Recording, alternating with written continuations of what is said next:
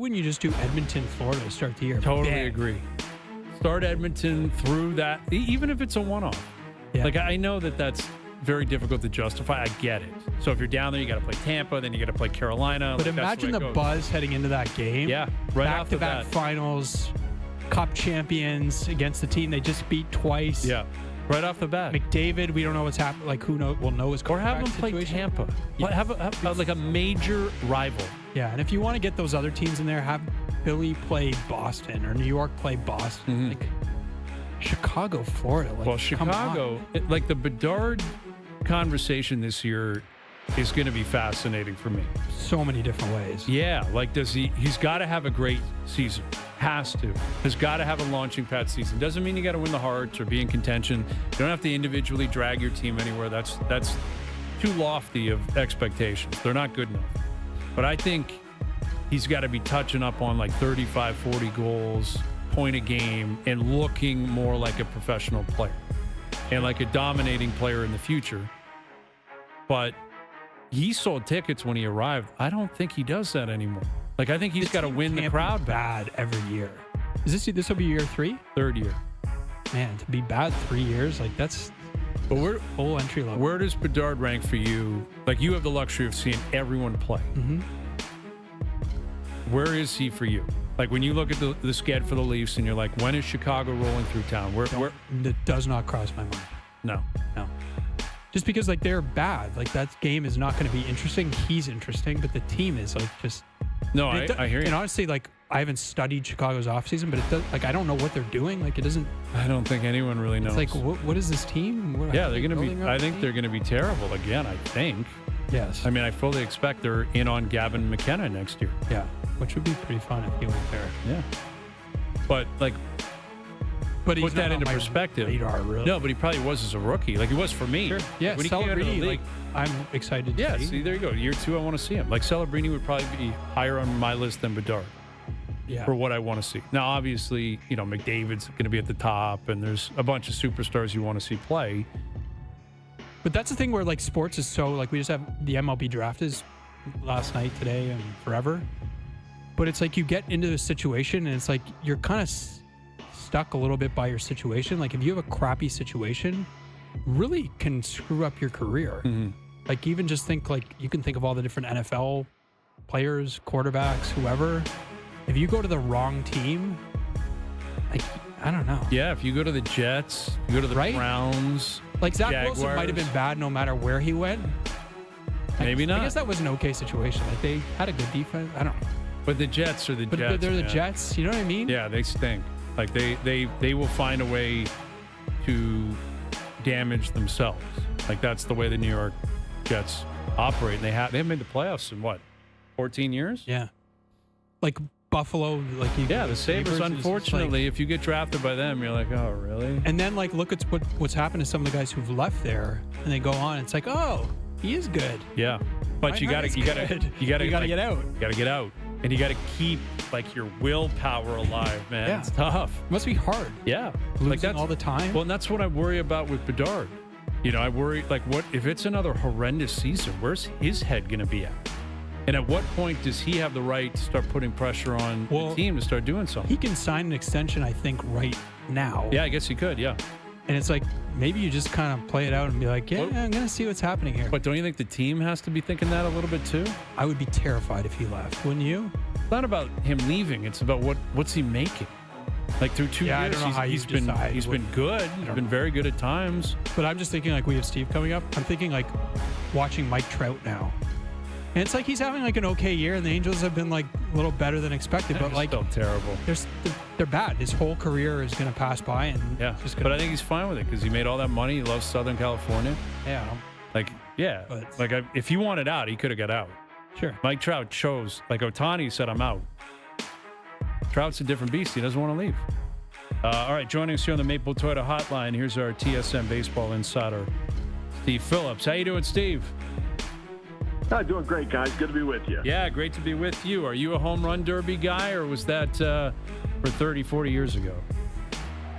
No, I like the home run derby, and I actually called it a few times with Chris Berman and Joe Morgan and back in the day. And so I actually enjoy it. I do. I like the show. I like seeing the players laugh and smile and celebrate each other's greatness. And I think the reaction of the players to the players is the part that I think is really so much fun to watch. Well, something I didn't foresee happening, and I don't think you did either when we were chatting during the winter months and even leading into the regular season here, was the Blue Jays would hit the break sitting atop the American League East. 55-41. If there's one particular reason for why they're in the position they're in, what would that reason be? Yeah, I think it's the depth of the lineup. They out of nowhere, you get Ernie Clement and Addison Barger and, Alejandro Kirk putting together an amazing offensive season. And, then Nathan Lucas comes up with hits and Springer a major bounce back season. I mean, I don't think any of those could necessarily have been anticipated. I mean, you hoped that they would all be better, but I think they've gotten even more production than I think they even anticipated right now. And, it's made up for the fact that Vladdy's not quite been his best. Okay, we dropped them. We're having a tough time here with Steve. It was late getting them, and we'll see if we can get them back. But that's the point to pick up on. Vladdy, you're a glass half full guy. Yeah, I don't know what to expect from him in the second half. Like, to your point, like, he's never, outside of the 1 year, he's never been like a huge power guy. Mm. But this is like, doesn't Barger have as many home runs as he does? Yeah, he's got 12. And like, there are guys who has 39. Yeah. The amazing thing about Raleigh is, like, he's having such a remarkable year. Crazy. And Judge is breathing down his neck in every category. Did you see that stat with Judge with 350 homers? No. So he's the fastest player in MLB history to get to 350 homers. He's like 200 games ahead of Mark McGwire's pace. Isn't that insane? Yeah. And yet he's in his 30s. Like, he didn't get to the bigs until he was 25. All right, Steve, we got you. And you were talking about Vladdy there, and that's a big conversation up here. Even with, again, the team being in the position they're in, the pressure's got to be on this guy to perform a lot better in the second half. Yeah, it does, because at some point you have to expect regression toward the mean for some of the other guys. Right? They're going to fall back a little bit. The league's going to make an adjustment. And that's when Vladdy's going to have to put the team on his shoulders. You get $500 million. You got to carry the team from, you got to be the one leading the way, and then other guys to piggyback on top of what you're doing. And Bichette too, for that matter. He's in the walk year of the deal. He needs to hit for more power and give them that. And if those two guys can become, their best, then I think it takes so much pressure off everybody else. And I think that it can sustain this winning streak they've been on. Yeah, they've been red hot. I mean, up until the last couple games, I guess, in Sacramento and the getaway game down in Chicago. They lost 3 or 4 coming home, but still, they're sitting atop the American League East, and we're inching closer to the trade deadline, and that's the next conversation. Now that we're through, the draft last night, we expect Santander to return off the IL at some point, expect Varsho to return to the lineup at some point. What do you think is reasonable to expect Ross Atkins and Mark Shapiro to do leading up to the trade deadline? Yeah, I think they're going to focus on pitching. They've gotten production out of the bottom part of the lineup, and they expect Santander and Varsho to be back. They expect more from Vladdy. I think it's going to come down to adding one starting pitcher. And I think ideally I'd like it to be a front-end guy and then, a lesser reliever. But if you can't get a front-end guy, a Zach Gallen or somebody like that, then I could get, a depth piece just to protect with Scherzer and his health, and if Eric Lauer sort of falls off a little bit, and then I'd get a closer. I'd get Helsley from St. Louis. I'd get Emmanuel Clase from the Guardians. There's some talk that he could be available, and it's a couple of years of control there. But I think they've got to think big with it. And, if they don't get end-of-game relievers, I think I'd get 2. I think they need some help from the left side in the pen. But I think pitching's the way to go right now.